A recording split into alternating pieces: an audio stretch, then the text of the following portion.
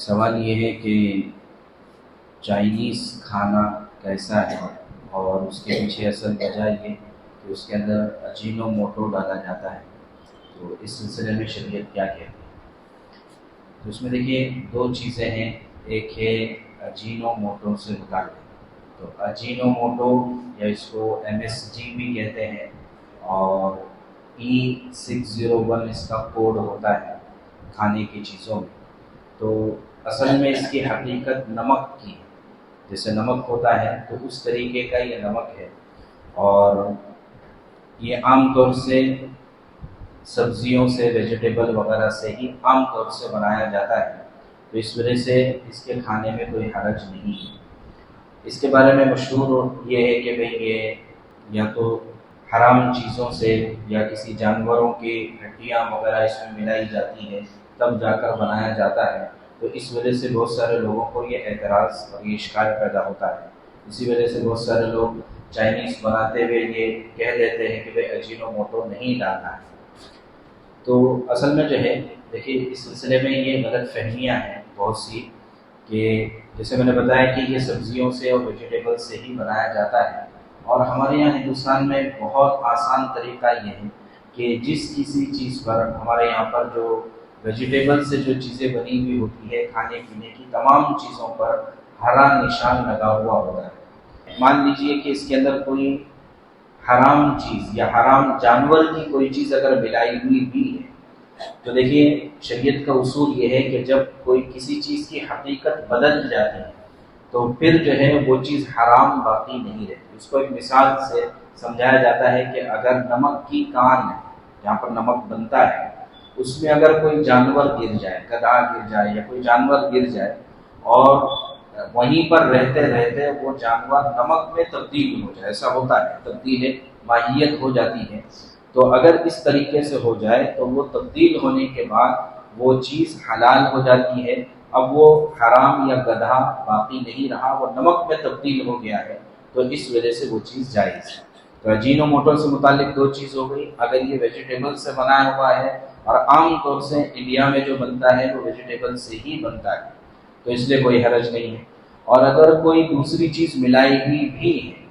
ناپاک چیز یا حرام جانور کی کوئی چیز ملائی ہوئی بھی ہے، تو چونکہ اس کی حقیقت بدل گئی ہے، ماہیت تبدیل ہو گئی ہے، تو اس وجہ سے اب وہ چیز حرام باقی نہیں رہتی۔ اب سوال کے دوسرے جز پر آتے ہیں کہ بھئی چائنیز کھانے کے تعلق سے، تو اس سلسلے میں دیکھیے کہ چائنیز کھانا جیسے میں نے بتایا کہ عام طور سے شبہ جو ہوتا ہے وہ اسی اجینو موٹو کی وجہ سے ہوتا ہے، تو اس کے بارے میں بات کلیئر ہوگی۔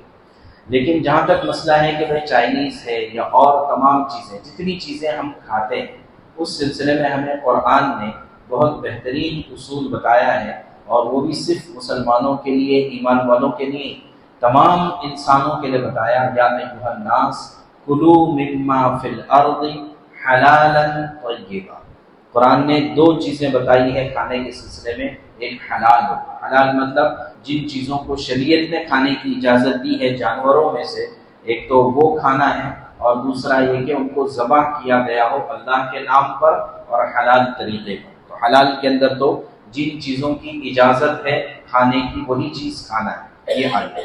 دوسرا اصول آیا ہے طیبہ، پاکیزہ کھانا کھانا ہے۔ تو پاکیزہ کے اندر جتنے بھی ہائیجین اور اچھے کھانے ہیں وہ داخل ہو جاتے ہیں۔ اسی طرح جو صحت کے لیے مفید اور فائدہ مند جو چیزیں ہیں وہ تمام چیزیں طیبہ کے اندر داخل ہو جاتی ہیں۔ تو اب ہمیں دیکھنے کی ضرورت ہے ہم جو بھی چیزیں کھاتے ہیں، چاہے وہ چائنیز ہو، چاہے وہ جنک فوڈ ہو، چاہے وہ ہوٹل کا کھانا ہو، چاہے وہ پیک کھانے کی چیزیں جتنی بھی ہوتی ہے، ہم کو اس میں دیکھنے کی ضرورت ہے کہ یہ حلال ہے یا نہیں۔ حلال کے سلسلے میں اگر ہم کسی ایسی جگہ پر جاتے ہیں جو بڑے بڑے برانڈز ہیں جن کے نام ہیں پوری دنیا میں، تو ان کے پاس عام طور سے جو گوشت ہوتا ہے وہ لوکل جگہوں سے نہیں لیا جاتا، کہیں سے منگایا جاتا ہے، تو ان کے پاس حلال سرٹیفکیٹ ہے یا نہیں یہ دیکھنے کی ضرورت ہے، اور اس حلال سرٹیفکیٹ کو بھی ویریفائی کرنے کی ضرورت ہے کہ جنہوں نے ان کو حلال سرٹیفکیٹ دیا ہے وہ کب تک کے ویلڈ ہے۔ اس لیے کہ ہوتا یہ ہے کہ ایک مرتبہ حلال سرٹیفکیٹ لے لیا اور ساری زندگی اسی کو دکھاتے رہتے ہیں، تو جو لوگ بڑے نام کی چیزیں کھانے کے عادی ہیں ان کے لیے بتا رہا ہوں کہ ان کو حلال سرٹیفکیٹ دیکھنا ضروری ہے۔ اور اگر ویسے ہی ہم کسی ہوٹل میں وغیرہ جا رہے ہیں جہاں پر لوکل جگہ سے گوشت وغیرہ لیا جاتا ہے تو وہاں پر بھی تحقیق کرنا چاہیے کہ آپ کا گوشت کہاں سے آتا ہے. اور لوکل جگہوں پر ہم کو پتہ ہوتا ہے کہاں کہاں گوشت ملتا ہے، لیکن لوگوں کے پاس ملتا ہے. تو اگر کہیں پر شبہ والا گوشت ہے تو ظاہر ہے کہ مسلمان کے لیے حلال نہیں ہے کہ اس چیز کو کھائے. ایک لقمہ حرام کا اگر پیٹ پہ جاتا ہے تو حدیث پاک کے مطابق 40 دن کی عبادتیں قبول نہیں ہوتی، تو اس کا خاص طور سے اہتمام کرنا چاہیے. تو یہ حلال سے متعلق ہو گیا. اب طیبہ سے متعلق پاکیزہ کھانا، ہر وہ چیز جس کو جو ہے غذائیت کے ماہر ڈائٹیشین جن کو کہتے ہیں کہ کھانا چاہیے، ان چیزوں کا اہتمام کرنا یہ اس میں داخل ہے. اور اسی میں یہ چیز بھی داخل ہے کہ طیبہ کے اندر یہ چیز بھی داخل ہے کہ جو ہم کھانا کھائے وہ ظاہر کے اعتبار سے بھی جیسے میں نے بتایا کہ ڈائٹ کے مطابق ہو، اور دوسرا یہ کہ اس کے اندر نورانیت اور روحانیت بھی. مثال کے طور پر گھر کا کھانا، عام طور سے ہماری عورتیں جو گھر میں کھانا بناتی ہیں وہ بسم اللہ کے ساتھ بناتی ہیں. اس کے اندر ریسیپی میں جتنی چیزیں ہوتی ہیں اس کے ساتھ ساتھ جو ہے بسم اللہ کی نورانیت، محبت، خدمت، ان سب چیزوں کے جذبات بھی ہوتے ہیں. تو اس لیے گھر کا کھانا جو ہے ہمارے لیے حلال بھی ہے اور طیب بھی ہے، ٹیسٹی بھی ہے اور ہیلدی بھی ہے. اور اگر آپ وہی باہر کا کھانا اچھی سے اچھی بڑی سے بڑی ہوٹل کا